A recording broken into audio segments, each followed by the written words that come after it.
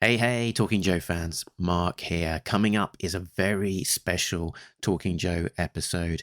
I'm joined by writer Paddy Lennon from the Total Action Force Kickstarter project to talk to Richard Starkings, the editor behind the Action Force weekly comic from 1987, something very dear to my own personal childhood memories.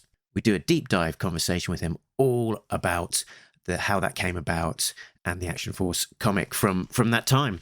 This was originally recorded as a live stream, so there is some moderate visual content that was shown on screen.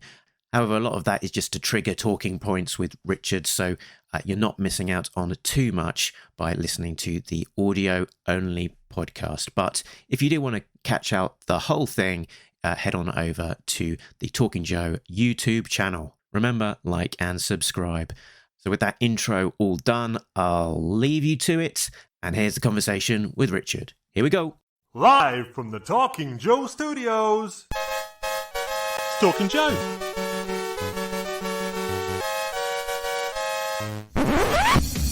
Talking Joe is on the air. Hey there, welcome to Talking Joe and a very special episode where we will be talking to the legend that is Richard Starkings, and specifically about his work on the Action Force comic, sort of to tie in with the timing of the Total Action Force Kickstarter. And joining me will also be the man, Paddy Lennon. Here he is. Hi, Mark, everybody. Hi, Paddy. Good to have you on with us. So obviously you've got a big vested interest in all things Action Force at the moment, sort of really immersing yourself in it with the book that you're writing. So I think who better to talk to about it all and find out more than the man who really was behind the comic when it came out. Was it 1987, wasn't it? Yeah. What did I just say? Yes, 1987. 1987 is right, yeah. Yes. So joining us today will be Richard Starkings, the British font designer, comic book letterer, editor, writer, and I'm sure many more things too. He was an editor at MarvelUK in the late 1980s. Titles he edited included Death's Head, Dragon's Claws, but most importantly, and putting all the others, all the way to the bottom of our interest pile, is the weekly Action Force comic from 1987. And for more context, in the beginning of the 1990s, he devoted himself to the craft of lettering, and especially being the early pioneer of computer-based lettering, founding Comicraft in 1992 and going on to create his own comics, specifically the world of Elephantmen. So he is currently the ongoing creative force and writer behind that book. So here he is. Welcome, Richard. Hi there. I'm glad I'm live because that picture of me that you snagged from Wikipedia. You've got to remember, I was at a 4-day show in New York. Wikipedia turns up and says, "Can we take an official picture of you?" And I didn't realize that I was basically drained of all energy. I've got a thin film of sweat across my forehead, and I look like I'm just going to fall asleep in about 2 minutes. So at least it's typical con appearance for any creator, I think. Oh gosh, never let anybody take a picture of you at Comic-Con unless it's the first hour of day one. And then insist, and even then, and even then, yeah, I want. Where's your makeup, girls? Where's somebody groom my beard? I'm amazed that this is a thing that someone's come up and said, "Hi, I'm from Wikipedia. Can I take a photo of you?" They prefer to have Wikipedia photographs on the site so that nobody can say you don't have permission. And I think I had to sign something. And I wish I'd said, "Let me sign it after I see the photograph." But too late. I will have to appeal. But there you go. So shall we take our travel time machine back to the heady days of 1987 when the Action Force comic was launching? I've got some illustrative content here. This is my bound Action Force weekly Send me one. I don't have any issues. And I've got I'll do a solo view Have here. I signed that? There we go. We got tat. Look at that distinctive Starkings lettering. I think you've got a future in that, along with some of the other Action Force collaborators' signatures as well. Well, actually, on the wall behind you, you've got the print by Ladrone of Elephantmen, and he saw me signing some comics once, and I was using my bank signature, my autograph, right? And he said to me, he's from Mexico originally. He said, Richard, the people want to know who you are. You must make your signature legible. And here I am, a comic book letterer, and I saw the sense in that. And if you look at the print that you have, Mark, you can make out both our names. Yeah. Here we go. And that's Starkings and Ladrone. Ladrone with the very stylized O. Yeah, and he does not sign his checks like that. I can tell you that. So he taught me something which a lot of writers could take a leaf out of his book, because you can't always read people's signatures. Kev Hopgood, you can read. Most writers, though, they just do that. Yeah. It's like the iPad signature that we do now at the coffee shop. You just go, There's a few out there that I might name and shame. There's Garth Ennis. Yes. It's a short name as well. Yeah, come on, just sign Garth and be done with it. Yeah, everybody knows who you are. I think Dougie Braithwaite needs to practice his signature. Unfortunately, I didn't say that. That's one of the things where you look at a book and say, okay, there's a signature in there. Who of these creators have I actually? Who have I met? Be careful what you say. Oh dear. So, but actually, while we're on the topic of Ladrone, I'll just share this piece as well. So this is my Ladrone, and I've got it as a. Here we go. Oh, is it a commission? It's an overlay. This is a commission. Wow. So painted, I guess mostly sort of probably gouache. I think it might have been. So that's the very famous G.I. Joe cover originally by Mike Zeck. Wow, that's great. I have you to thank for the inspiration of reaching out to Ladrone, because he's an amazing talent, and sort of beyond knowing him for his work on Marvel's Cable, until I saw the work on Elephantmen, I had no idea what he was really capable of in terms of just work that would completely blow my mind. And he's still working on the Hip Flask miniseries, so hopefully that'll be finished soon. Excellent. Yes, I very much look forward to that happening and rounding out that Hip Flask work. So after a little bit of a detour, 1987. So very good year for music. So what was it like at MarvelUK in 1987, and what were you doing, and how did you sort of come into the Action Force project? So that's like three questions. Number one, Marvel was a lot of fun in that era, and I often refer to it as Marvel College, because I learned so much. In a week, when you're thrown in at the deep end, there was no computers. We were doing everything manually. We were using computers, but that was the typographer's area of expertise, and we would mark up copy. I learned how to mark up copy, how to cast off, how to do all those things that we had to do back in the day, which I'd lied about in my interview and said that I could do. So I had to learn the reprographics machine. I had to learn paste up. We had one of those waxers that was basically hot wax that you fed your bromide through so that it was sticky on the back, and we did physical paste up. But I was still working on Secret Wars at the time, and I can't always remember the timeline, because we were our office, which was basically me, Simon Furman, Ian Rimmer was our boss. John Tomlinson was a designer working on Captain Britain and other titles. And who else was in our office? That was sort of the core when I started at Marvel. And Ian had come from Fleetway, where he had been editing Scream. And he brought Simon with him. Simon was an assistant editor on Scream. So they had very real editorial experience. And I'm so glad I ended up with them, because they taught me a lot. John Tomlinson had been there a couple of 3 years before me, and he was a design graduate. I was an English graduate. I'd gone to a college doing English and media studies, but I wanted to do both. You know, that's the sort of theme in my career.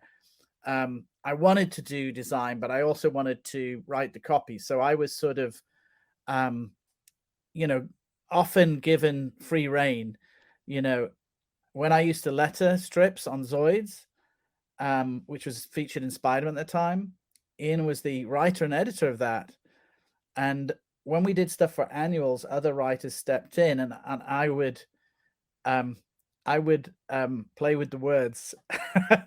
And I would say to Ian, when I brought the pages in the morning, I edited it a little bit, and Ian would say, you rewrote it, didn't you? But we were working with very young writers and artists, and Ian was sort of familiar with the idea of the sub-editor. You know, so Ian was an editor, but at IPC, a sub-editor, which was what Simon was, it was his job to knock things into shape. So I sort of became a sub-editor on Zoids because Ian was the writer, and I would be given some freedom to rephrase things, especially if they didn't fit, because I was lettering on the boards.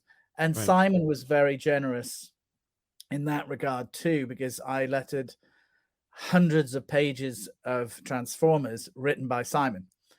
So I had gained some editorial experience thanks to Ian. And then one day I was invited into the managing director's office with Jenny O'Connor, who is the editor-in-chief. And they said, how do you feel about editing a book by yourself?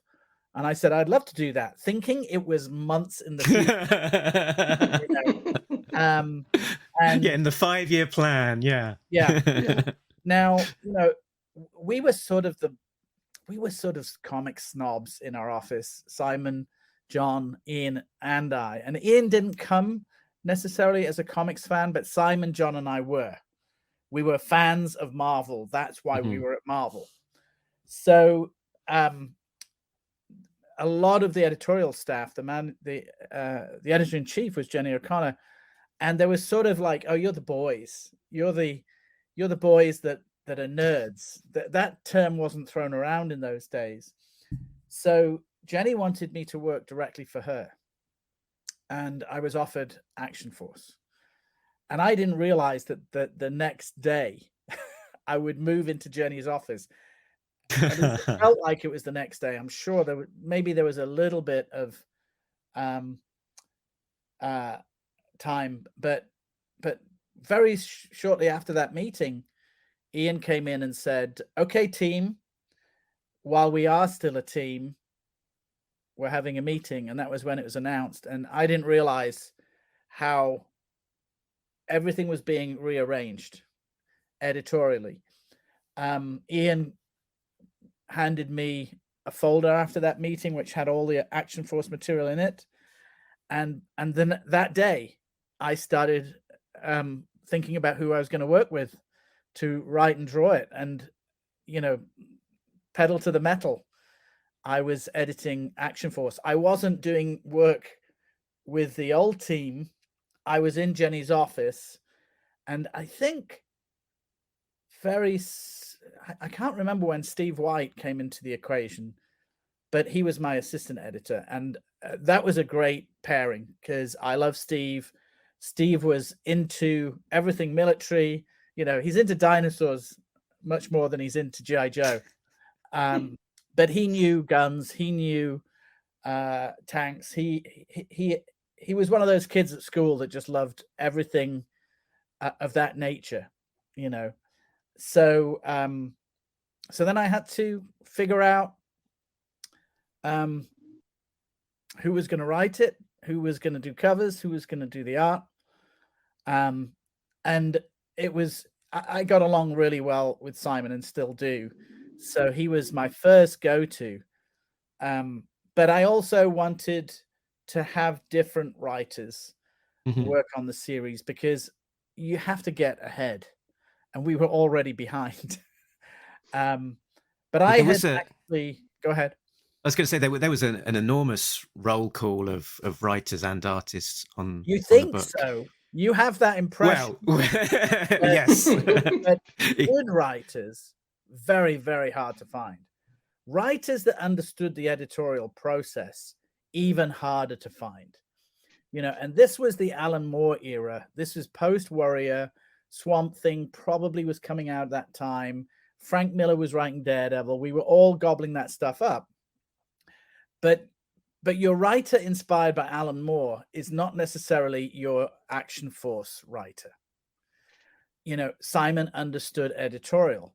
You know, so he understood, here's a toy, make sure it's in the story somewhere. You know, he's been doing that for years. And, you know, I'm sure you've met or interviewed Simon. He's a very affable, easygoing personality. You know, he's not got a massive ego. He does the work. He delivers it on time. He would often come in at 9 o'clock in the morning with his sausage sandwich, and he'd been writing all night. We all ate the sausage sandwiches at Marvel. There was a lovely sandwich shop, kitty corner, to our office in Redan Place, and it was a stop on the way in. You make yourself a cup of tea because it was freezing, and you had your sausage sandwich. Other sandwiches were available. But Simon was easy. We used to play squash at I think there was a YMCA across the street, and he and I used to play squash. And many editorial decisions would be made before or after squash. So so Simon was up for it. You know, we had an 11-page story in the first issue. And, you know, Kev wasn't simply an available artist. Kev and I met in Leeds, and we were working on a strip called Forest for Martin Locke for Harrier Publications. And when I moved down to London, when I got to Marvel, I don't know if Kev called me. I don't know what the situation was. I'm sure Kev used to come down for the Westminster Comic Mart, as I did. I was living in London. I was already working in London before I got the job at Marvel. But when I got the job at Marvel, there was a room for let in the house I was living in Wembley. And I called Kev and said, if you want to move down to London, there's a room right here. And so he moved down. He actually only stayed there 1 month, but because he was in a shoe closet, basically. And I had the biggest room in the house. And so he moved his drawing table into my room, and we would sit up until 1 o'clock at night. He would be drawing. I would be lettering. I was working on Transformers. He submitted a sample page through me to the editor of Transformers, which was either Sheila or Ian at that time. And I loved his work. So I had recommended him for Zoids. He came into the office. I don't think he even did a sample page on Zoids. I think Ian had been keeping it in mind. We ran one episode of Forest as a backup in Mighty World of Marvel in like 85 or 86. So it was sort of just a matter of time to get him onto Zoids. But then when I inherited Action Force, I think I may have stolen him from Zoids. I can't remember. Because I worked on Zoids a long time. I lettered pretty much every story. And as you can see here, I also lettered Action Force initially, but never worked for yourself. Right. So, right. So Kev, in my memory, Coils of the Serpent, is that issue 6 or 7? Something like that. Yeah, yeah. Yeah, It- he did an 11 pager for the first issue. We were given a little bit more of a budget, and he was perfect. I mean, look at that artwork. Yeah, I mean that sort of I deliberately picked the page on the right because it's one of probably my favorite page out of everything in the weekly. It's it's incredible work, and Kev's work, in particularly in the first few stories, is just sort of out of the gate. It's incredible, and I get the sneaking feeling that he might have had a little bit more time for some of the earlier strips than possibly the later scripts, just because it seemed like. I don't think so. I think right. There's a story there too, which Kev would cop to, but he was definitely, he's in his first 2 or 3 years. He really wanted to work in comics. He was a fan, and as you can see, he understands anatomy. He understands architecture. Who inked this? Is it Dave Hine? Ooh, I don't know off the top of my head. I can't remember when was it Dave Hine? I'll see if I can find it while you're. He may have actually been inking his own pencils at this point, because it was. Yeah, I have a feeling. Dave Harwood. Dave Harwood, who also came from Harrier Comics. He drew, penciled, and inked HMS Conqueror, I think was a strip that he was working on, and another creator that would come to the Westminster Arms, where lots of business deals were made, when lots of conversations about the availability. We needed inkers. I wanted to recreate the American system of pencils, inks, letters, colors, because it was fast. We'd been working at that point with a lot of artists who inked their own pencils, and around this time, Tom DeFalco had visited and, pushed for that sort of system, understood it. We wanted to impress Tom. Jim Shooter had been over. Artists weren't fast enough. Simon had many experiences of artists delivering work late. I remember one time him dissolving into a pool of sweat because one of the artists on Transformers had been detained, I think, at the airport in Paris. He was an American artist. He'll know who he is. Simon will know who he is. And that stress on a weekly comic, you had to deliver. There was no not delivering. This is where I got my work ethic from. When you have to produce comics every week, of course we use reprints because the pressure was off the scale. So you wanted to be weeks ahead. We used to mail pencil pages to the letterer. They would mail them back to us. We would then mail them to the inker, because you always want copies, because we had photocopiers. And Kev was local. We used a lot of local London artists because they could come in, drop off pages, pick up script, and go out again, and stay around for a drink in the pub. So, Westminster Comic Mart and the Redan pub were key in comics in those days when we were in Bayswater. So Kev was an easy pick for me, and that's the thing when you're young and you haven't had much experience. You want to work with people of your own age, your own, that you're reading the same comics, you're exposed to the same comics. It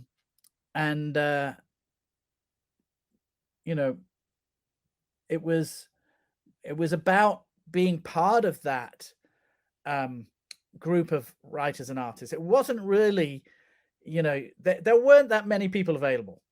There was also a brain drain from MarvelUK to 2000 AD, because we were regarded as a stepping stone, and 2000 AD paid better by and large, So, and always, it's a buyer's market. So younger artists will work for lower page rates. And it was very difficult to raise those page rates because management would often say, find a cheaper artist. And that still happens today. That's why you have a lot of artists at Marvel and DC who work from overseas where the value of the dollar is greater. The same was true, in England, that, people wanted to get a break. Kev was one of them. He went to work on Night Zero, Beyond Zero, for 2000 AD, after a short, maybe 2-3 years with us, then on to 2000 AD, Barry Kitson, a lot of artists. So there was a definite pool of talent, but most of them wanted to work for 2000 AD, still true today. So we had to constantly develop new talent. And I'm trying to think who else drew in those first 20 issues, but yeah, I'll add my list back into the. Well, actually, I'm glad you talk about. Go back to those two covers, the first two covers. And you were talking about how long you had as well, sort of before, I can't remember. Once being given that folder. I hit the ground running, and we all love Jeff Senior, and Jeff was, my first pick for cover artist, and thank goodness he said yes, because his stuff is so full of energy, and that cover, of course, I wanted to look like a blister pack. I wanted it to look right, of course, like your background. Like a figure. Here. Yeah. And you can't do that for every issue, and that's when we were still working with the Action Force transparency, which is supplied by Hasbro, and we hated working with transparencies because you had to work so hard to distinguish one issue from another when you've only got the top third of the cover visible at Smith's, right? So changing the color was a way of working with covers. And to answer, one of your questions that you sent me ahead of time, yes, I did design most of the covers. We really had to hit the audience hard, and this was a learning experience for me, how to make covers interesting. One of the things I learned, as is visible here, groups of 3 work better than groups of 4 or more, because the other characters frame the central character. Trench is the central character on that first issue. These were the characters we were given by Hasbro. We could not choose from the entire range. We had to go with the ones that were being launched in England. And when I looked at all the reprint material, that reprint material didn't focus on our characters till later in the day. So I wanted the 5 lead characters that we were asked to work with on the first 2 covers, and that meant that what was in their stories was dictated by the cover choices that I probably already made. I probably said to Simon, okay, these are the 3 characters in the first story. Now, I will say, and Simon knows that this pissed me off, I would have liked that first story, which is 11 pages, I would have liked them to be in costume. But Simon had them undercover. Yeah. That first story is called Gunboat, and they're undercover. Yeah. And I'm like, Simon, what are you doing to me? And looking back, I would have said, rewrite it. But I guarantee you, I didn't have the time or the wisdom or the experience. I should have said to him out of the gate, every single page, they should be in costume. Luckily, we had that cover, which I think I owned that until the 90s. I think I sold that in the 90s. I think I had those 2 first covers.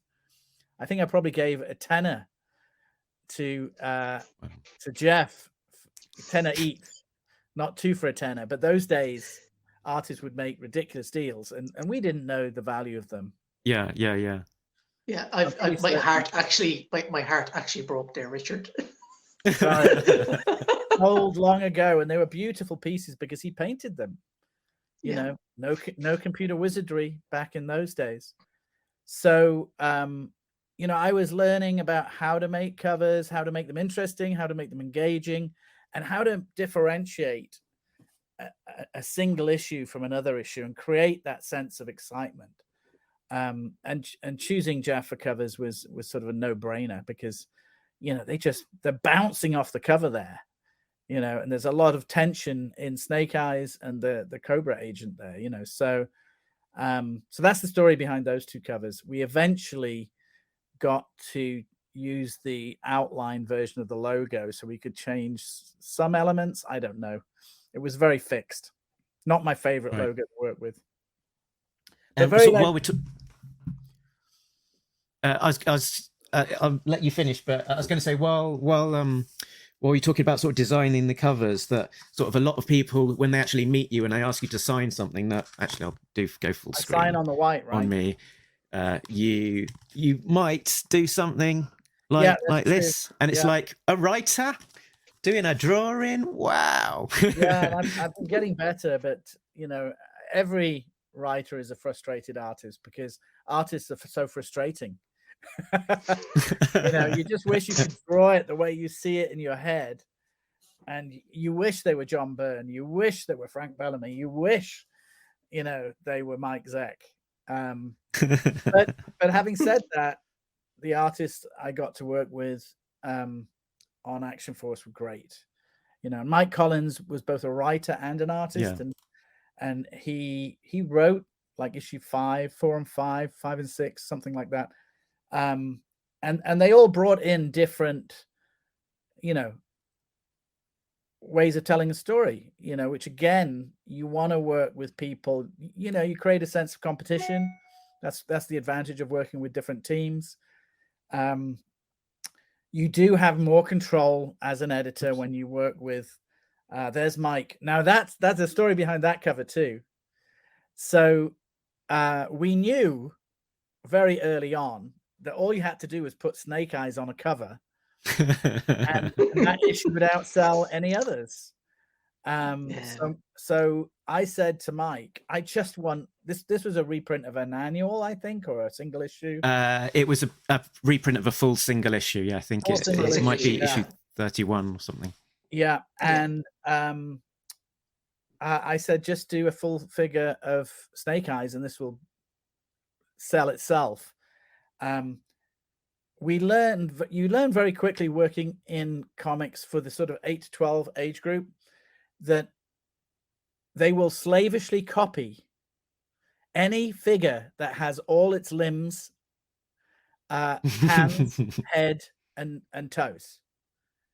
That cover alone, probably 20 kids sent in copies of that drawing. It's what children look for, and it's what we look for as adults. It's very dissatisfying when you only get close-ups, and that Destro splash page, he's full figure on that splash page, if I remember correctly. I think so. Yeah. But that's sort of storytelling 101. Always show a character full figure. Jim Shooter used to say, "How do we know he's not wearing roller skates?" But more importantly, how do we know that the children will copy this picture if you don't show the full figure? And if you sort of throw your mind back to the drawings you copied slavishly out of comics yourselves, probably it was a full figure drawing. I am guilty of tracing this cover as a child. Tracing them, copying them, it doesn't matter. That's what Pep used to do. If you look at people, if you look at Dave Gibbons' artwork when he was a kid, it's Batman. It's all the characters that they loved. They did the same thing. We do the same thing. It's a very natural reaction to something that you love, to draw it, to copy it, to trace it. Yes, I traced so many superheroes from the Foom calendar or something like that. I remember a Foom drawing of Hulk and Iron Man that I slavishly copied. So that's that's kind of part of the editorial approach when you're aiming at younger readers. Can you do a done in one story? Can you make it about key characters? And because we only had 5 pages a week, often we would focus in on one or two characters. And there's the solid non-transparency logo there. You know, the black really helps you read Action Force. And maybe we changed the color of the star. I don't know. But that Destro Down and Out, if I remember correctly, that's Mike's pencils with Brian Hitch's inks. Yeah. Yeah. And Brian was a very young artist that I, discovered. Steve Parkhouse sent him to me. Steve Parkhouse is a writer and artist who's been around the block. And there's a story behind that one too. Isn't this the prologue to Silent Running? The silent interlude. Yeah. Mhm. Silent interlude. I always call it Silent Running. So we realized we couldn't run a silent issue. You can't do that in a British weekly that's aimed at 8 to 12-year-olds. So, but we had to run it. You know, the backstory to that is when I became the editor, I took home 70 issues of G.I. Joe over the weekend and read them all in 2 days, thinking this is going to be crap. And then realizing that they were terrific because Larry Hama was the driving force. And the moment I read Silent Interlude, I was like, we have to use this because it's got Snake Eyes and Storm Shadow in it. They're two most popular characters. There's a reason why they feature so large in the movies, right? Because they're intriguing, because Snake Eyes doesn't talk. Are they brothers? What's going on? They seem very similar. They don't talk. So I remember we debated that. I don't know where or when, but I came up with the idea of a prologue and an epilogue. And I gave that issue to John Tomlinson, who was writing under the name Steve Allen. Because at the time, we felt that if you were named Steve or Allen, you'd be successful in comics. So he put the two together. I then became Richard Allen because Allen is my middle name. And Mike Collins became Ford Allen. There was a whole in-house joke. But those guys do not exist. But again, you wanted to work with people in editorial. I wanted to work with John because he understood. He understood the brief. And the brief was, I want a sequence with some words before and after. And I think they were called Truth and Consequences. And Brian was sort of on the up and coming. He had actually drawn Dan Abnett's first script. It was just a character piece about one character, and it was Dan's first commission and it was Brian's first art. But we didn't use that till later. That's my memory. Okay. And again, it gave me the excuse to put Storm Shadow and Snake Eyes on a cover, although that might not be the cover for Silent Interlude. I can't remember. We put Snake Eyes and Storm Shadow on a lot of covers, because, we only lasted 50 issues. That's only a year. Yeah. And we were hoping, scroll back. That'll give me a little bit of a prompt. Yeah. That poster image on issue 3, that was a great image. There were some great covers there. Look at that. So there you go. The three characters, then the one character close up often works well. Then we used a reprint on Dogfight. Yep. Then you've got 2 characters on a cover. And again, I was very conscious of making the colors different on every cover so that they looked distinct, because my thing about my memory of comics is I can remember what was on the cover. If you can do a memorable cover, then you sort of emotionally connect the reader to the issue. Yeah. You talk about a story and you ask your friend, what was on the cover? Oh yeah, I remember that one. Daredevil pointing his gun at you on No More Mr. Nice Guy. And that was definitely an influence on issue 3, where he's pointing his finger at you because we cannot point a gun at an 8 to 12-year-old. Right. So the gun is there, right? Although later on you did with one of the Crimson Guard covers. Yep. This one. But they are shooting. Oh no, the This one, Yeah. 28. This one there, 28. Yeah. And I wrote that story with Mike Collins. I went to stay with Mike in Cardiff one weekend, and we had just seen Platoon, and we were all up inside our social consciousnesses. And I was in the pub with Kev Hopgood, and we were talking, and Dave Hine, I think, was there. And I remember us talking about Platoon because we'd been to see it, and we were like sort of horrified that we were doing this comic that glorified war. And, Hasbro was not happy with me that I did this kind of story where a Crimson Guard is sort of full of regret. In rural England, as Crimson Guardsman's cover is blown, and Hasbro basically said to me, why didn't Action Force jump through the window and kill him? and it's, well, because haven't you seen Platoon? So in reaction to that, I wrote a 2-part story called Violent Lives, where Lady J gets shot. There it is. You have to do the George Perez Superman cover at some point. Of course, yeah. Wow. Mm-hmm. Unfortunately, and I know Steve White separated that. It's very difficult to do fire when there's no flames there. So that's a separated cover where Steve White has done these little dots to indicate flame. But I just thought, right, I'm going to write the most violent 2-part story. Again, this is in the era of Frank Miller when, there was a lot of violence in Daredevil. Matt Murdock would have bruises on his face after a fight with Bullseye, and Bullseye kills Elektra. So this was the Frank Miller issue, which actually I've recently pastiched in Elephantmen. There's actually a whole sequence that is based on the sequence when Trench kicks in the door at what was his headquarters called? Where did Destro operate out of? Yes, Flint kicks in the door to Mars. To Mars. Yeah. Is it Flint? Oh yeah, it's Flint with the Trent was the kind of the more bureaucratic the handler. boss. Yeah.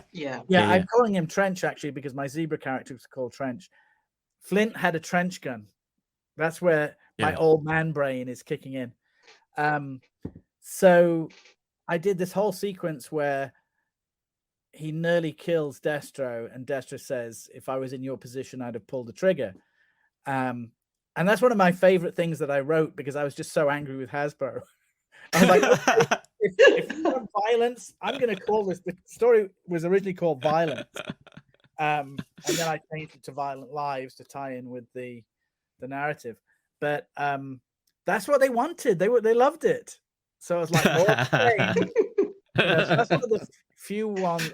I don't know if I wrote more than 3 stories. I was flicking through this morning. It wasn't necessarily a huge. Once I'd figured out that you were Richard Allen and a bit of Ford Allen, there was. I think the biggest storyline was that one that we were just talking about, and what I flicked through the Action Force Monthly as well, the European missions one, and it looked like Richard Allen was. I wrote one with Steve, I think, and oftentimes, if the editor's writing, it's because either writers aren't available or the editor knows what needs to be written for that issue, and quickly. I used to go in at 7 a.m. to do any writing I would do. I wrote some Zoids, I wrote some Ghostbusters, I wrote some Action Force, and I would just get it done as part of my working day, when no one was around, because it was quicker that way, and yes, I got some extra pocket money. But sometimes working with a writer that just doesn't understand the editorial imperative of splash pages, action, and toys, so which one did I write? I can't remember. It looked like it was issue 1, 4, 12, and 13. Oh wow! So it was the Dougie Braithwaite Double Bluff story. It was called Plot. I have no recollection. Actually, am I getting that mix? That's Ford Allen, so that might have been Mike Collins, possibly. So, the thing about Action Force Monthly. So I think I was moved on to Ghostbusters, and Steve became editor of the Action Force Monthly, and I was basically being asked to train Steve. That's my recollection, and Steve was definitely ready to edit.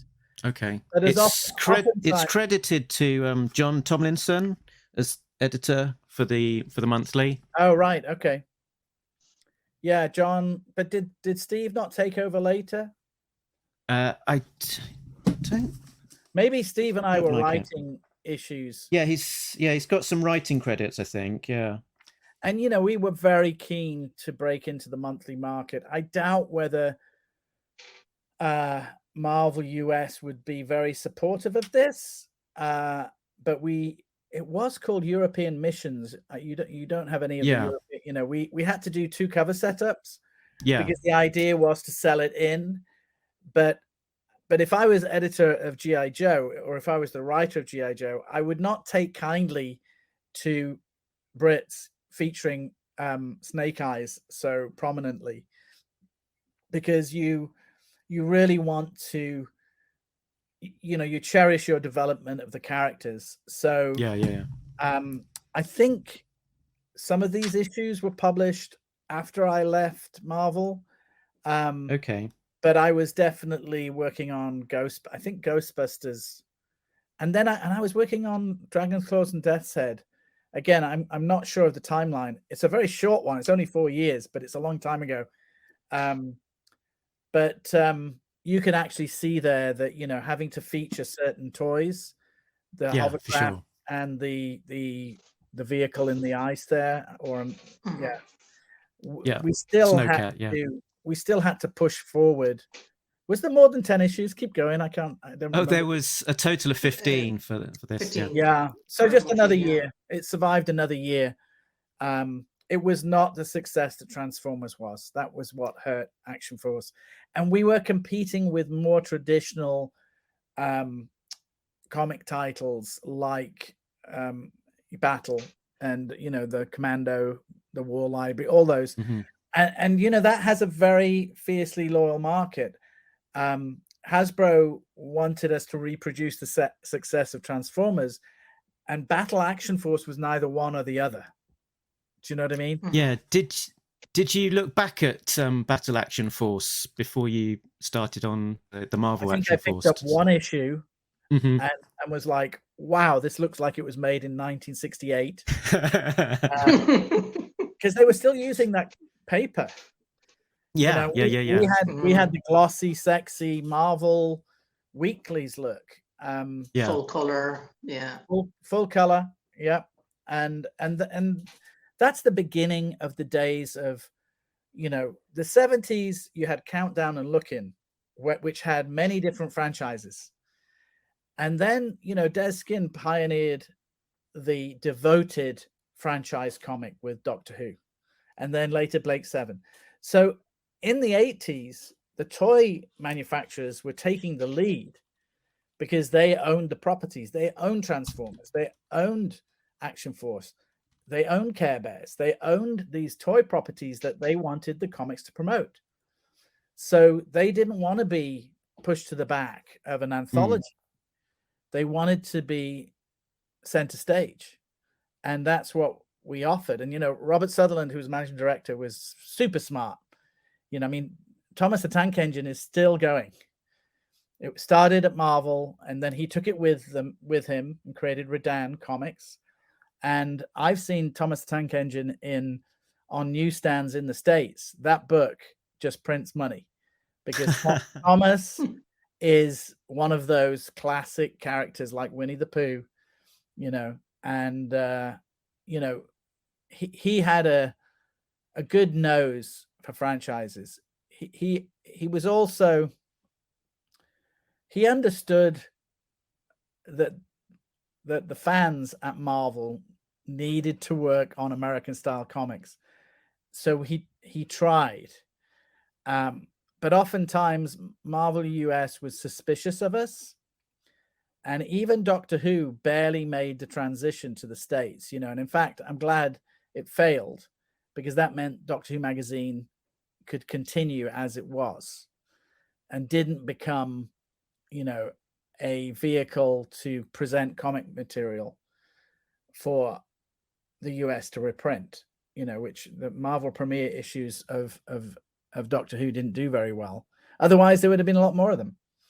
And do you think the sort of the ending of the Action Force Weekly and moving it into the monthly and the equivalent European missions was that kind of driven by the desire to make it closer to the American books and to shrink the never close? No. Okay. Always time and money, right? So I recognize the need to create the comic book that the licensor wanted.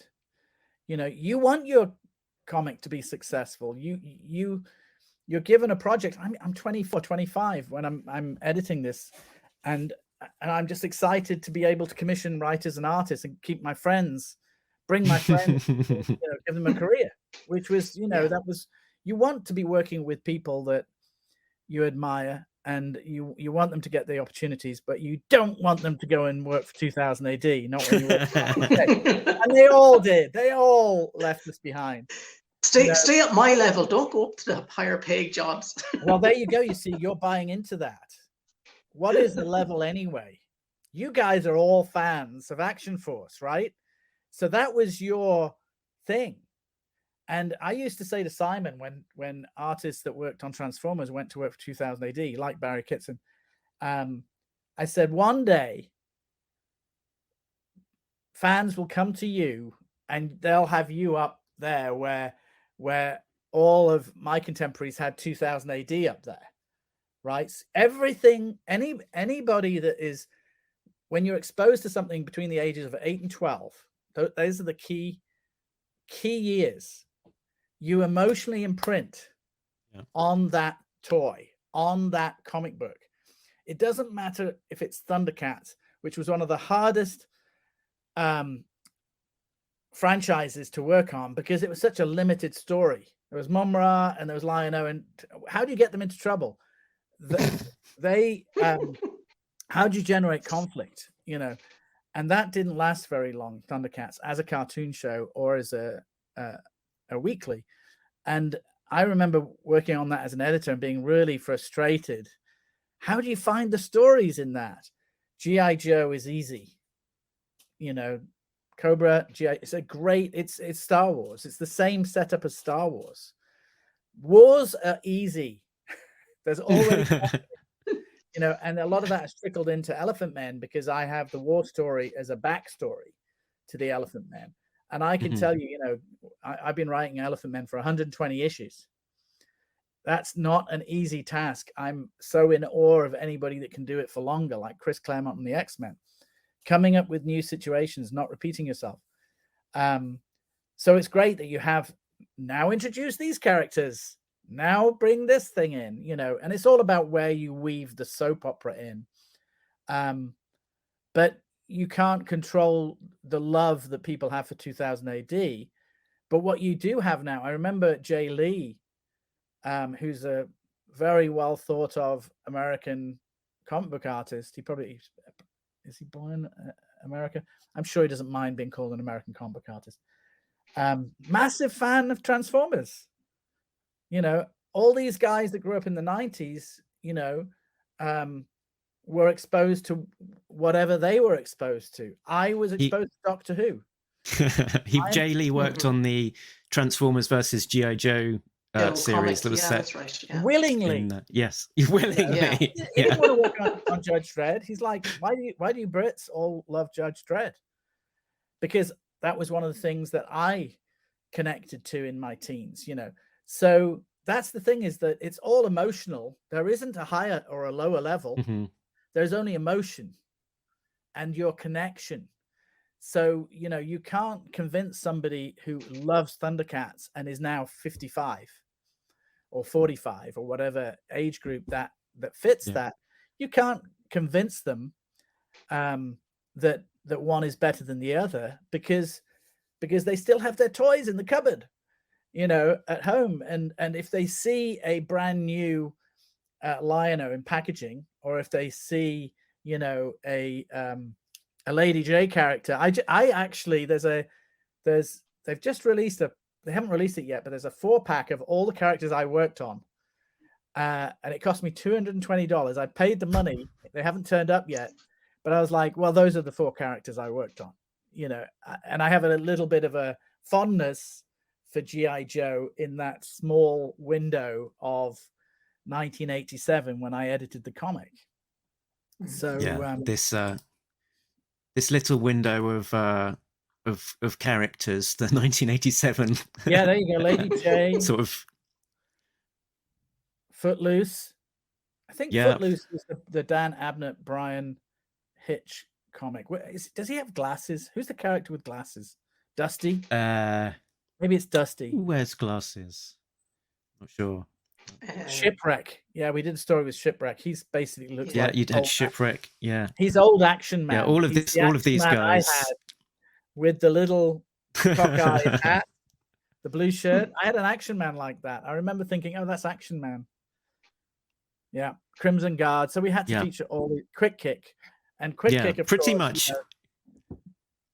Quick Kick allowed me to reprint Master of Kung Fu in the back of Action Force because it was Kung Fu. Yeah, so was that was that a combination of again, like sort of, it's soaking up content and here's some content and also that you loved Master of Kung Fu?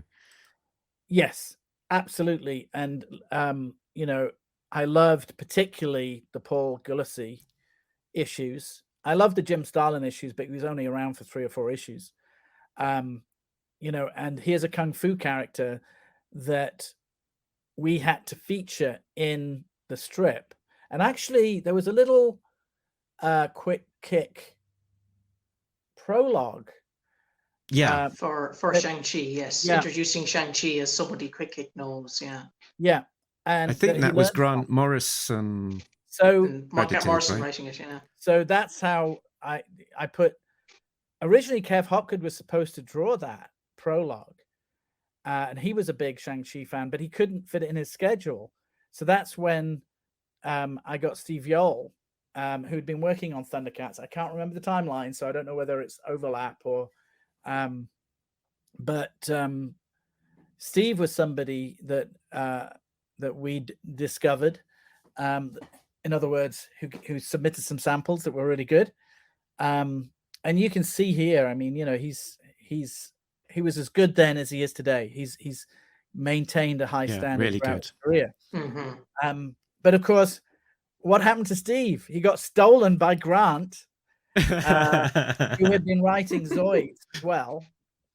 And Grant was sort of, we were very lucky to have Grant for as long as we did. And he was writing in the Alan Moore style. In fact, we would be reading Swamp Thing in the office, and then 3 weeks later, Grant would turn in a script very much influenced by that issue of Swamp Thing we just read. And I'm thinking in particular of an issue, My Blue World or My Blue Heaven, which was a Swamp Thing issue that was all in blues.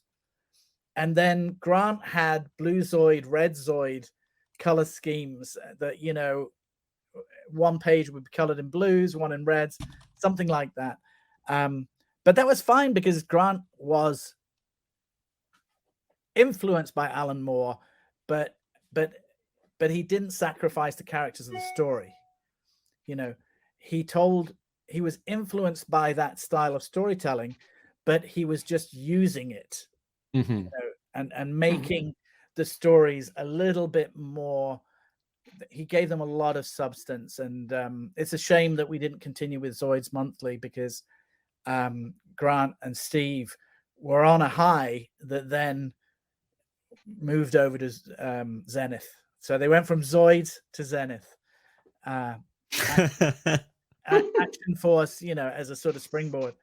But yes, there's only so much stuff you can put in the back.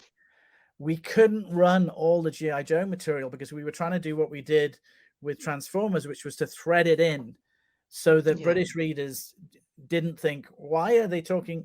Who are these characters? And why doesn't this relate to the last issue? We threaded And that's something Simon taught me on Transformers. He threaded everything in so that it, you can't change the way the US editorial team are telling the stories. So you retrofit your British material to dovetail into them. So Simon was a master at doing that, and that's why I did the whole prologue sequence for Master of Kung Fu, so that people reading G.I. Joe would say, oh, what, there's a bonus quick story. And who's this guy, Master of Kung Fu? I'm going to read this as well. This is related to the Action Force universe. And that was what, as editorial, we tried to be clever in the way we connected the Marvel universe to the G.I. Joe or Transformers universe, because we were fans and we were fans of that encompassing, multiverse of madness, right? In my mind, Doctor Who took place in the same universe as Dragon's Claws, so I made it happen. And a lot of Doctor Who fans do not like the fact that the Sleeves brothers appeared in Doctor Who. They even got on the cover, but I knew as a fan what a thrill it is when you see that they're part of the same world. So, and that material. I know when Death's Head showed up in an Iron Man comic a few years ago, it was probably one of the highlights of my life. Oh, in the newer material, you mean? Was it about 4 or 5 years ago? He showed up in an issue of Iron Man, and I was like, "This is the best thing ever." Yeah, because it validates your childhood. Exactly. Like, and I know him. And I was very lucky. I went to visit Marvel US, and Tom DeFalco said to me, "Right, I'm going to send you to see a Broadway play. Who would you like to go with you?" And I said, and I think he gave me a list of choices, and I said Walt Simonson and Louise Simonson. So we went to see a play with Judd Hirsch in it. I can't remember what it was called. I think Cleveland Little was in it with him, about two homeless people in a park or something like that.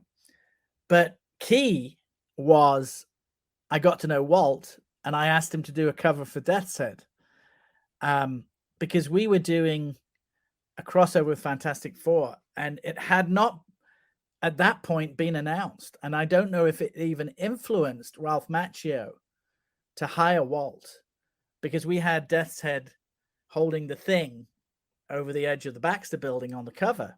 And that was his first Fantastic Four work. Wow.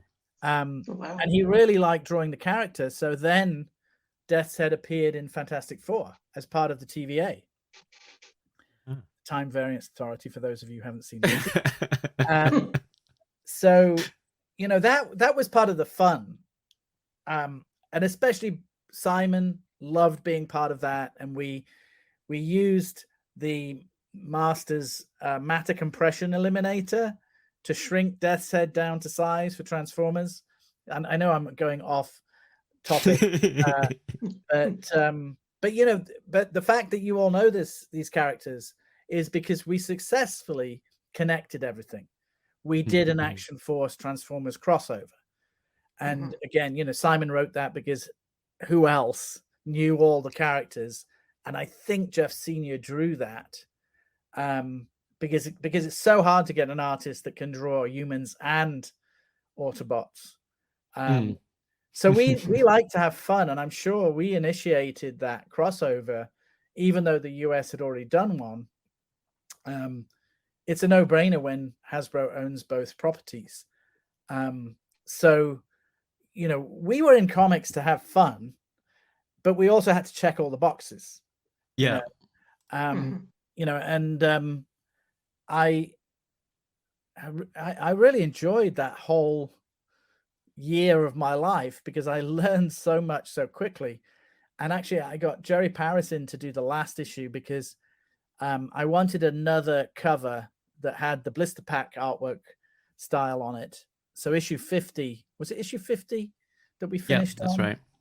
You know, Jerry did this. Jerry was just a phenomenal artist. He'd done Transformers #1 cover art, and I think he's recreated it. Yeah, there you go.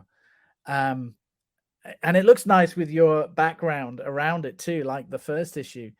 You know, being able to work with artists of this caliber, young artists, was just a treat. You know, Dougie was 15 when he did his first work for Marvel UK, and I'm still good friends with Dougie to this day.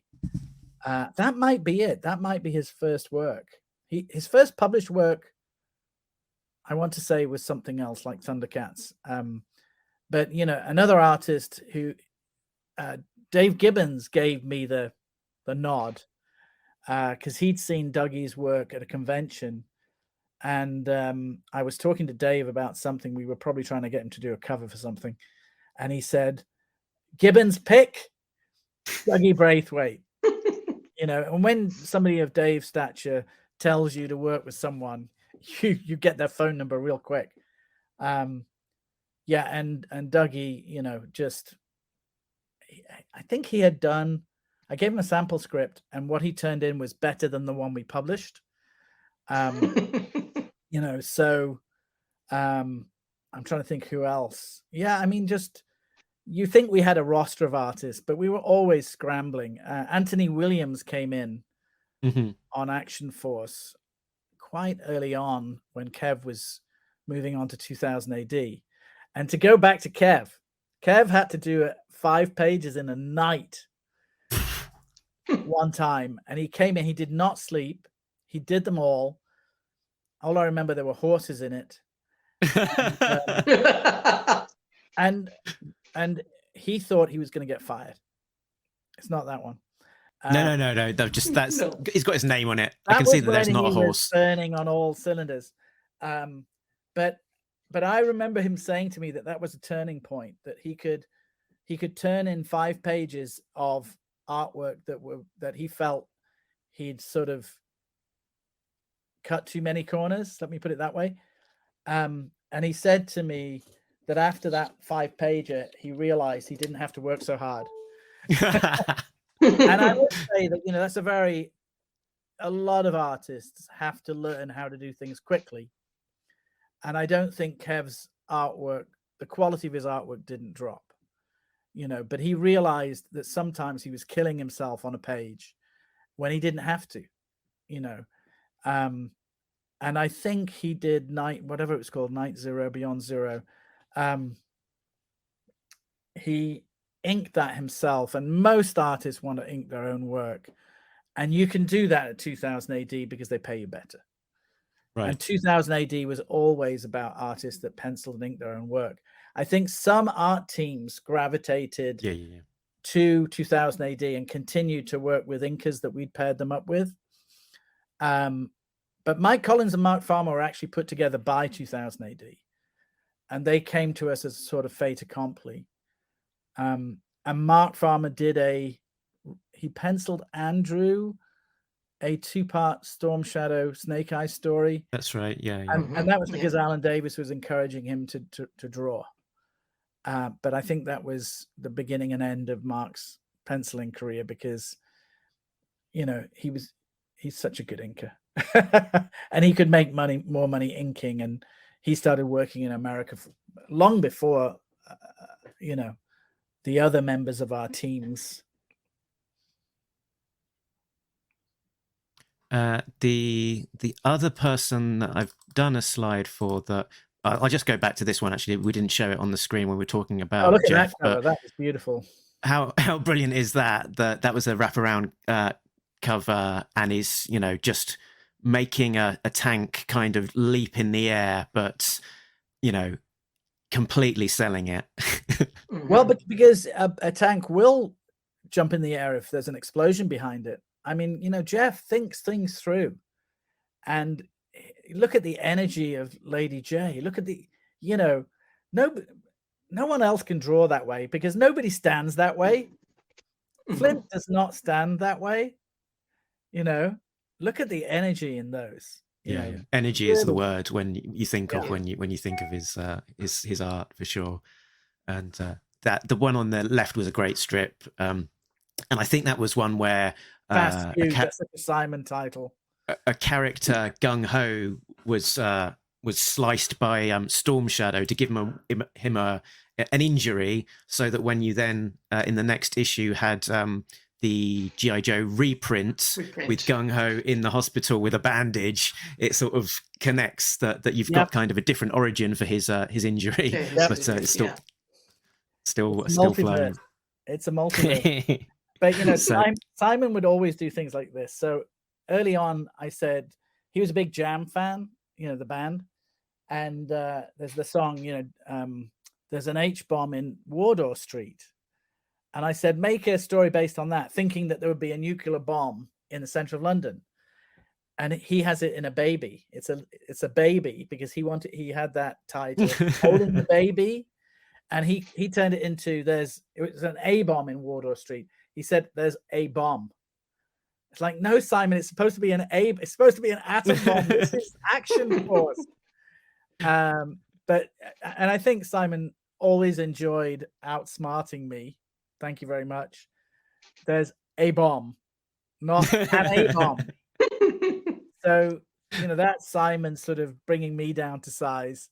Baby. Because it's a more manageable storyline. I may have got in trouble about that one. Richard, you can't suggest that they're going to blow up a baby.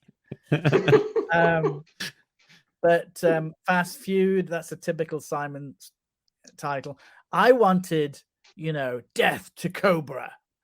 I wanted titles that were lurid, like the comics that I read growing up, like Doctor Who story titles. Something of the something. When I was editing Doctor Who, I said all stories must be called something of the something. So we had Claws of the Clarthy, Invaders from. It had to be something and something. And when you make editorial edicts like that, you deserve to be disobeyed. Simon's sense of humor was Simon was always tweaking the people he works with, because that's his sense of humor, and that's why he's written Transformers for so long, and he's become identified with his body of work from the 80s, which of course is now held in great esteem by people like yourselves. That's why there was a Death's Head omnibus last year, and the Dragon Claws hardcover that came out from Panini. Is it Panini? The company that does those libraries. Hachette, is it? It's either Hachette or yeah. And it's nice that Dragon Claws is available in hardcover. I have it. Yeah, wonderful. Yeah. And it's just a shame. I've never seen all this Action Force stuff reprinted, and it deserves to be. I'm sure IDW may have printed some of it, but it was. They haven't actually. It's something we've for the Action Force book. We are in contact with Hasbro and IDW, and we were nudging them to try do it last year. And we were this is the mistake you all make. Don't ask for permission. Do it and ask for forgiveness.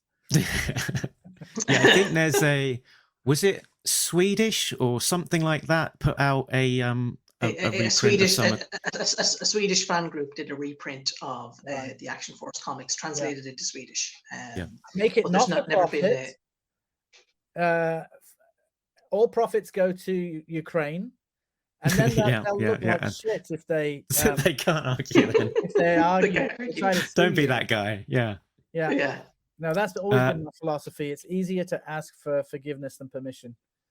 Absolutely. The last creator, the artist that I was going to spotlight on the slides that I've been sharing has been Staz Johnson. So another young whippersnapper when he started at Marvel. And I never met him because by issue 15, I think that's August 1989. I was living in New York. I was working for Marvel US. I was lettering. What was I lettering? So many comic strips that nobody read because I was doing things for Marvel Superheroes, which was a sort of anthology book. Deathlock. I did an issue of Deathlock. Yeah, I moved to America in 1989, just after the first Action Force monthly came out. That might be 1990. I'm not sure. In 1990, I'd moved to California, and I lived in California half my life. So Comicraft was calling, whether I knew it or not. But all the work that I did, like I said before, I called it Marvel College because I learned so much in such a short period of time. And as I was saying to you, I think that's a terrible cover, by the way. I don't know who the editor of that issue was. But that would not have passed me by, but they were probably having to sell that toy range. Yeah. But, I remember the cover where that year's toys. The cover where Jeff popped the tank in the air. That's the challenge. How do you show most of the toy? We had one coming down a waterfall or something, or in the ice. You want to show as much of the toy as possible and make it exciting. Yeah, and the front on is it's not the most. It's limiting. But also we had all these things about solid colors behind logos. Robert Sutherland would probably not have liked those peanuts on top of the logo. I don't know what those are. Those laser flat, they look Tracer like fire, I think. Yeah, they look. Yeah. But a lot of the stuff that I learned goes into Elephantmen today. And there's a character in Elephantmen called Yvette, who looks a lot like Lady J. But that's a sort of stereotype: the beret, the flak jacket. The whole look of characters in G.I. Joe. I didn't realize till I moved to America, especially. I have a friend who collects G.I. Joe toys. He's probably your age, maybe a bit older.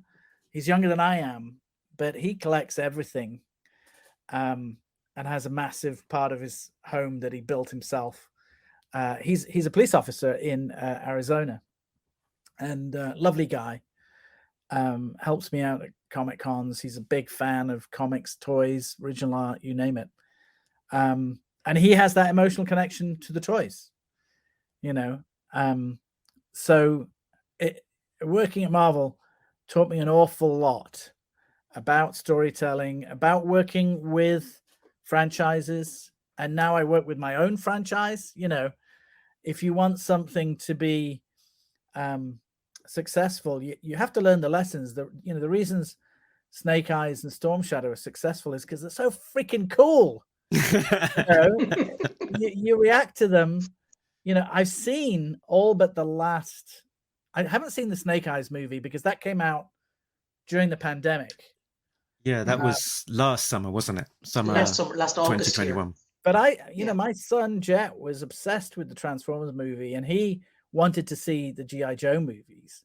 So I went, and as a former editor, you're like, oh, they did that. Oh yeah, there's Snake Eyes, there's Storm Shadow.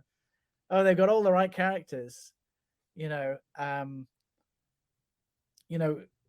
Transformers movies, which are very violent, I think they're very noisy, they're Michael Bay, right? Mm-hmm. But watching the Transformers movies, with that, and the best Transformers movie is Transformers the movie. Let's not get that wrong. But when you see the Transformers movie, they do capture the characters. Optimus Prime, Bumblebee, they capture them. We love Bumblebee. We couldn't have enough Bumblebee in the comic at all. So you develop an appreciation of bringing a toy line to life. And, I always think that Elephantmen is a toy line waiting to happen. I've got a rhino, I've got a hippo, I've got an elephant, I've got good-looking female characters, strong, good-looking female characters. There's a lot of strong female characters in G.I. Joe. So, you can't help but look at your own work and see the influences. You know, I do another book for Amazon for Comixology called Ask for Mercy, and she is actually based on the character Yvette, because Yvette was such a popular character. You know, a girl with a beret in France with a machine gun, right?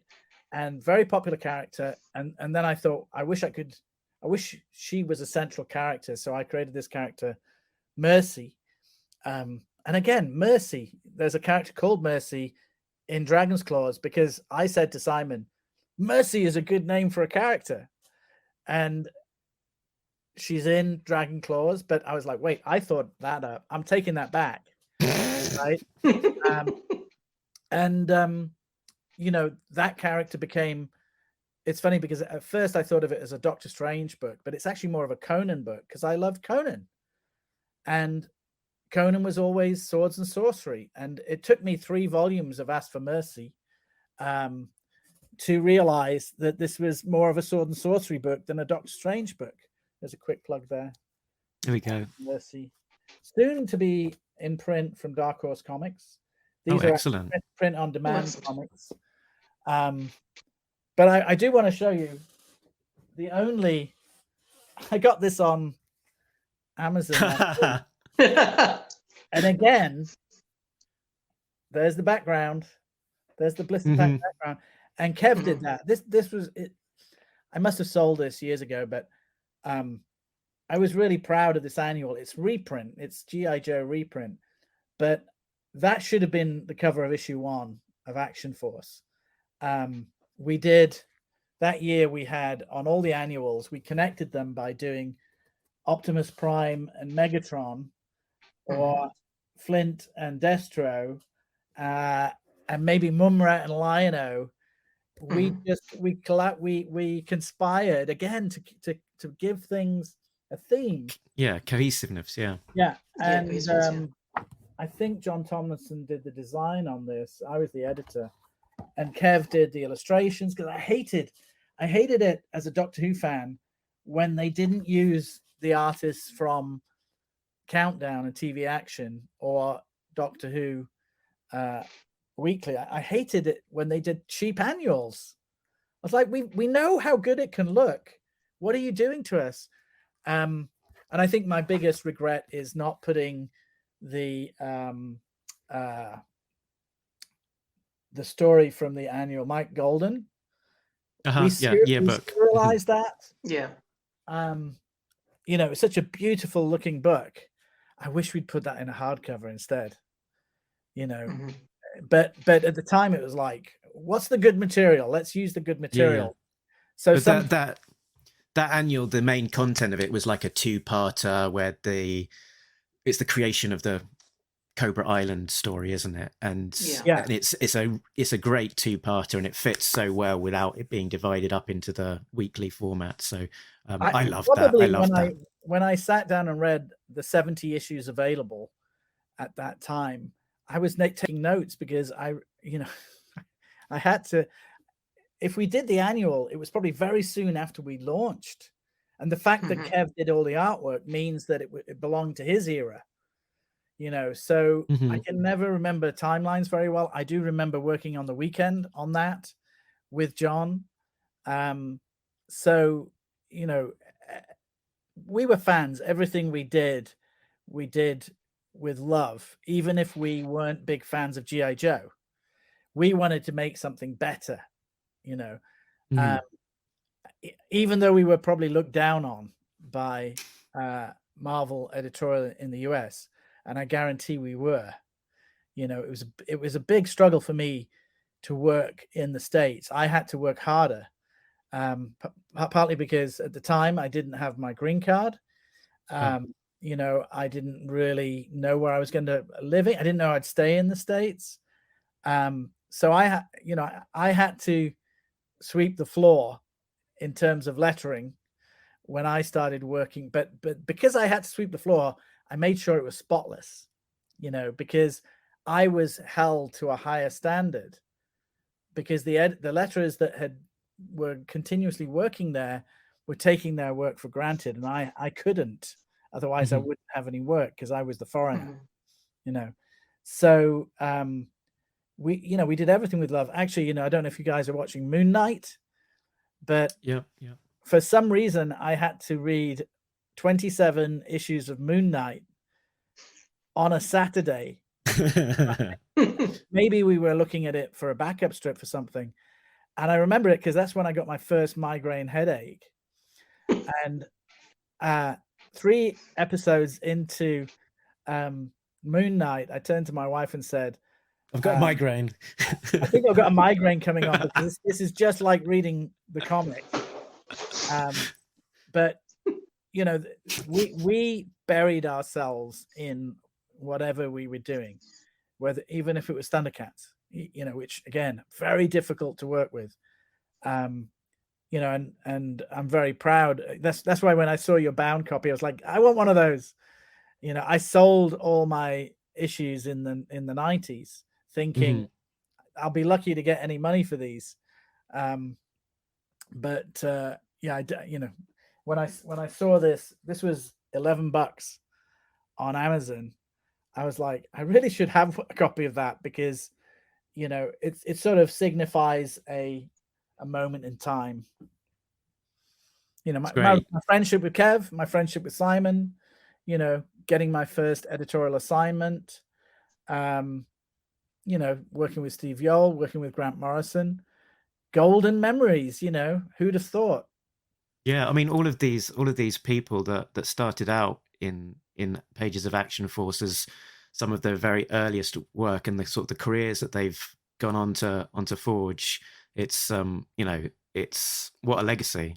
Well, Kev came out to see, I think, Age of Ultron premiere when I was in Long Beach. It's 2015, and he and his wife got tickets because of War Machine, because he co-created War Machine. And it was so funny because they came over. I think we ordered food in, and then he said, we're just going to get the bus back to Hollywood. And I was like, you're such a Brit. You don't get a bus back to Hollywood at 8:00 at night or 9:00 at night. It would take him 3 hours to make the changes, everything. He's like, oh, no, I can take the bus. I was like, Kev, you're not in London anymore. So I drove him to his Marvel expense paid hotel in Hollywood so that he could go to the premiere the next day.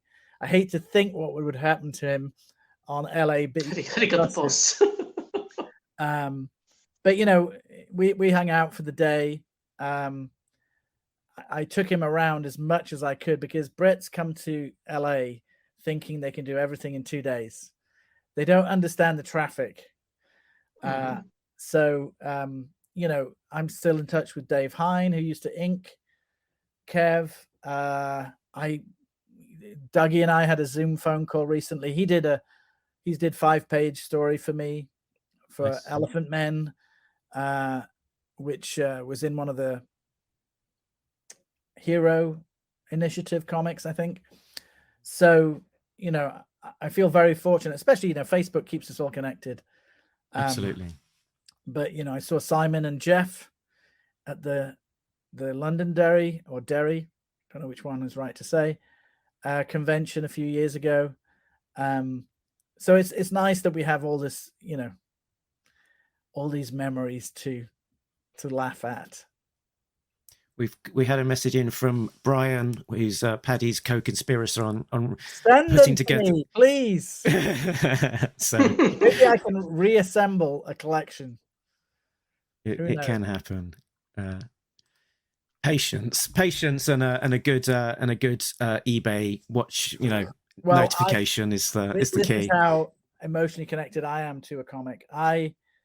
And this was in the beginning days of eBay's when things were a lot cheaper, but I recreated my whole Countdown TV action collection. And, I tried to get the best copies, but I also recreated 10 years of Lookin'. I have every issue from 1972 to 1982 of Lookin', because that was, Countdown and Lookin', because they had the Jerry Anderson strips, Space 1999. Michael Noble did some beautiful work for Lookin' on Wurzel Gummidge, Famous Five. Robin of Sherwood, all this beautiful artwork. John Bolton, those are the artists I look up to. The generation before all these guys, I was lucky enough to work with, and I've been fortunate to work with Brian Bolland on The Killing Joke, Brian Hitch on Batman just recently, Tim Sale on. For some reason, I've done a lot of Batman. Well, there is a lot of Batman as well. There is a lot of Batman, but there's an inordinate amount of Batman that I've worked on. Long Halloween, Killing Joke, Batman's Grave. Those are just the ones I can remember because they're the more popular ones. But, as a lettering artist, I've been very, very fortunate. But, key to me was learning about creating your own comic, which is what I've done for the past 25 years. Wonderful. And that's what I would encourage any up-and-coming comic book creator.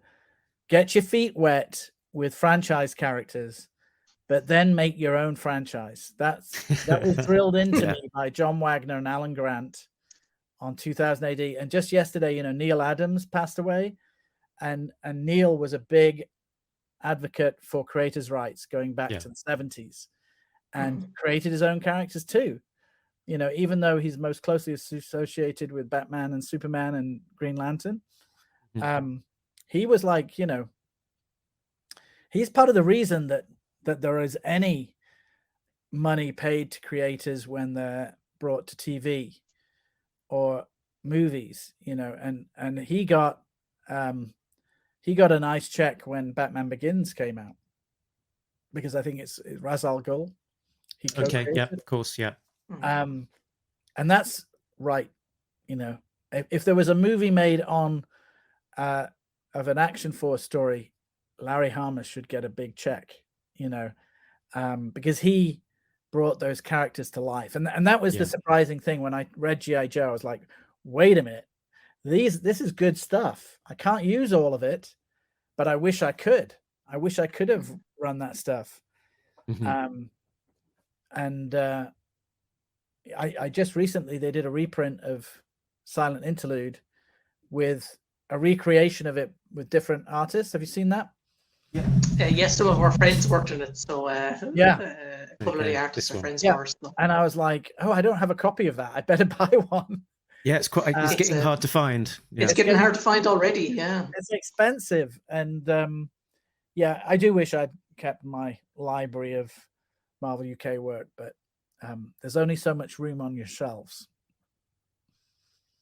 And a couple of my sort of final questions were: what was your relationship like with Hasbro as you were working on the book? You've already sort of alluded to a couple of sort of prickliness about you can't do that. The thing that you remember when you get it wrong and they tell you off. Right. Otherwise, they were a dream because they supplied reference material. I don't remember a lot of toys coming to the office. I was going to ask, was there a box of toys that went around artists? Because I think there was for Zoids, so like a famous box that went around. Yeah, we had a Zark in the office. I remember that. Croc. Kev had a Zoidzilla, I think. But getting a hold of them was ridiculously difficult. It's like, we're working for you, Tony, Hasbro. Send us some toys. Yeah. And of course, the Christmas Optimus Prime was the desirable Christmas present. Everybody I knew was saying, can you get a hold of an Optimus Prime for me? No. You work on the comic. Can't get one for myself. Can't get one for the artist. So photo reference was easy to get hold of, but not toys. So yeah. SOL. Brilliant. So I think we've taken up a lot of your time, and it's flown by. I'm sure that. Oh my gosh! It's nearly 4 o'clock. And I think we could all keep on going as well. But it's been an absolute joy. It's really flown by, and I feel very privileged to have got this insight into all of these early days. Because for when this comic was coming out, and I had a subscription to it at my local newsagent, it was getting put through my door on a weekly basis. That was probably the highlight of the week. It really was. So, That's nice good to know, revisit. we all come from, when you're a fan of comics, what you actually want to do is recreate the feeling you had when you were young reading comics, so it's always gratifying to know that we succeeded even on titles that we thought had failed, but that comic probably failed, selling about 70,000 issues. It's a big joke that they canceled the US Transformers. Issue 80 was selling just under 100,000. And in those days, Marvel's policy was, if it's selling under 100,000, cancel it. Yeah. 100,000 copies they kill for that on X-Men. Yeah, it did. Yeah. But then there was no digital media. There weren't omnibuses and collections. There weren't any trade paperback collections in those days. We used to love doing the collected comics. I don't think we did any Action Force collected comics, but we did Ghostbusters collected comics. We did Zoids collected comics, and I wish we'd been able to do more of those. Perfect. So I think, unfortunately, we have to leave it somewhere. So maybe we'll leave it there. Thank you so much, Richard, for your time. Welcome. And do you want to leave one last plug? Where can people find you? What should they be getting from you? Buying Elephantmen and Ask for Mercy on Amazon and Comixology. Although the beef is one of my favorite things that I've written. Let me just quick plug the beef with Shaky Kane. Oh yes, Shaky Kane. Yeah, British creator.